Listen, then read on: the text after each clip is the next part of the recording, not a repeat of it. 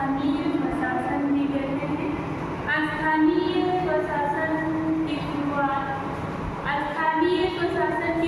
तो हम प्राचीन काल से ही हमको देखने को मिलता है कि स्थानीय स्वशासन विद्यमान था, लेकिन स्थानीय स्वशासन की जरूरत क्यों पड़ी?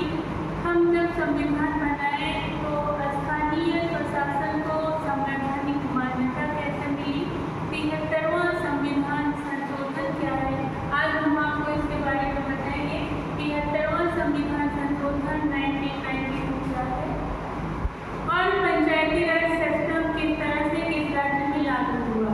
बच्चों, ये एक ऐसा सवाल है या कहेंगे कि ये एक ऐसा टॉपिक है जो यूपीएससी से लेकर के सभी प्रतियोगी परीक्षाओं में पूछा जाता है। आप बने रहिए साकेत ऑनलाइन क्लासेस में पॉलिटिकल साइंस। मैं डॉक्टर अनीता पांडे।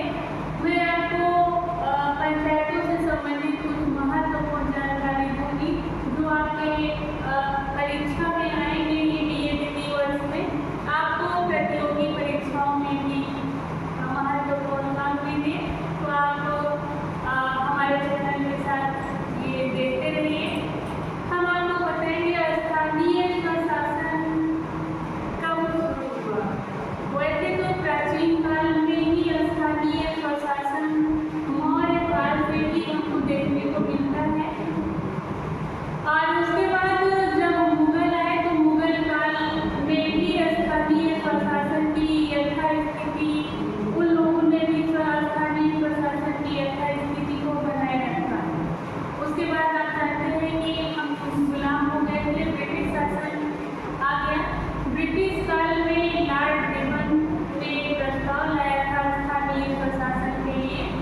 स्थानीय स्वशासन के लिए लॉर्ड रिपन के प्रस्ताव को स्वीकार किया गया और लॉर्ड रिपन को, जो कि तत्कालीन वायसराय थे, और लॉर्ड रिपन ने स्थानीय स्वशासन का जो प्रस्ताव था उसको स्वीकार कर लिया गया और लॉर्ड रिपन को स्थानीय स्वशासन का पिता भी कहा जाता है। ये बहुत ही महत्वपूर्ण है आप लोगों के लिए। स्थानीय स्वशासन का पिता किसे कहा जाता है? लॉर्ड रिपन को। उसके बाद कांग्रेस 1909, 1907, 1920 में स्थानीय प्रशासन के महत्व को समझा गया, उसको बनाए रखा गया। 1947 में हम स्वतंत्र हो गए और हमारा संविधान लागू हुआ 1950 को। 1950 को पंडित जवाहरलाल नेहरू, हम आपको बताएंगे कि पंडित जवाहरलाल नेहरू जो कि भारत के प्रथम प्राइम मिनिस्टर थे, उन्होंने योजना चलाई जिसका नाम था सामुदायिक विकास कार्यक्रम। पंडित जवाहरलाल नेहरू द्वारा जो सामुदायिक विकास कार्यक्रम चलाया गया था वो लोगों की आर्थिक स्थिति को मजबूत बनाने के लिए किया गया था, लेकिन जिसके लिए सामुदायिक विकास कार्यक्रम चलाया गया था वो मंशा के अनुरूप सही साबित न हो सका और सामुदायिक विकास कार्यक्रम असफल होने लगा। सामुदायिक विकास कार्यक्रम के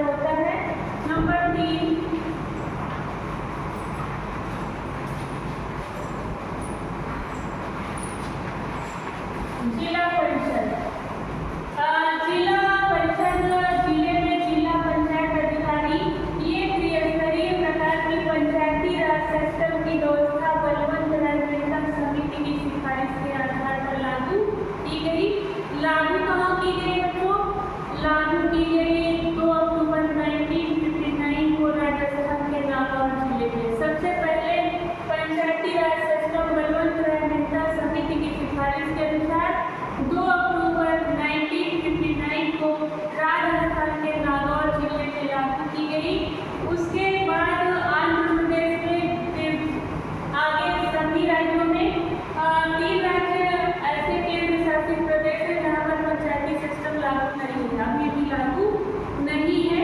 इसके लिए बहुत सारी समितियां बनाई गई, जैसे कि अशोक मेहता समिति का गठन किया गया 1977 में। अशोक मेहता समिति का गठन किया गया पंचायती राज पर सुझाव देने के लिए 1977 में। अशोक मेहता समिति ने त्रिस्तरीय प्रकार की पंचायती राज सिस्टम की सिफारिश की, जो उसके बाद 1985 में पीवी के राव समिति का गठन किया गया, जिसने 4 स्तरीय प्रकार की पंचायती राज व्यवस्था के गठन की सिफारिश की। उसके बाद 86 में LM सिंघवी और 88 में कुंगल समिति पंचायती राज सिस्टम में क्या सुधार किया जा सकता है, उसके लिए कुंगल समिति का गठन किया गया। और उसके बाद 89 में ही गाडगिल समिति का गठन किया गया, जिसकी सिफारिश पर 73वां संविधान संशोधन लाया गया। उसके पहले हम आपको एक बात और बता दें कि 64वां संविधान संशोधन 1986 में लाया गया था, लेकिन 64वां संविधान संशोधन जो पंचायतों से ही संबंधित था, लेकिन 64वां संविधान संशोधन प्रस्ताव पारित नहीं हो सका। जितने भी हम आपको बताएं कि जितने भी प्रतियोगी परीक्षाएं होती हैं, उन सब में पंचायती राज सिस्टम से एक क्वेश्चन जरूर आता है। उसमें सबसे महत्वपूर्ण होता है कि 73वां संविधान संशोधन कब हुआ था। हम आपको बताएं 73वां संविधान संशोधन, हमने आपको कहा कि पंचायती राज सिस्टम से संबंधित जो 73वां संविधान संशोधन है वो 1992 में लाया गया, 1992। और इसमें भाग 9 में कुछ नए अनुच्छेद जोड़े गए।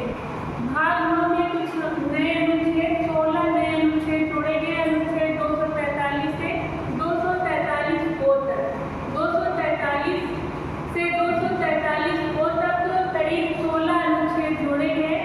उसके बाद अनुसूची 11 में 29 विषय जोड़े गए। पंचायती राज सिस्टम से स्थानीय स्वशासन है, पंचायती राज व्यवस्था में नगरीय प्रशासन भी है, गांव प्रशासन भी। नगरीय के लिए 74वां संविधान संशोधन है और गांव के लिए 73वां संविधान संशोधन है। ऐसे भी क्वेश्चन पूछता है कि 73वां संविधान संशोधन गांव पंचायत से संबंधित है या नगर पंचायत से संबंधित है, तो 73वां संविधान संशोधन नगर पंचायत से संबंधित है। और 73वें संविधान संशोधन में स्थानीय स्वशासन या पंचायतों को संवैधानिक दर्जा प्राप्त हुआ। 73वें संविधान संशोधन द्वारा पंचायतों को संवैधानिक दर्जा प्राप्त हुआ और पंचायतों के कार्यकाल 5 वर्ष रखा गया।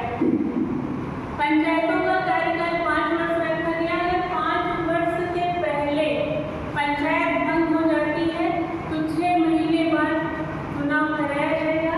अगर 6 महीना ही कार्यकाल बचा है तो चुनाव नहीं होगा, दोबारा चुनाव नहीं होगा।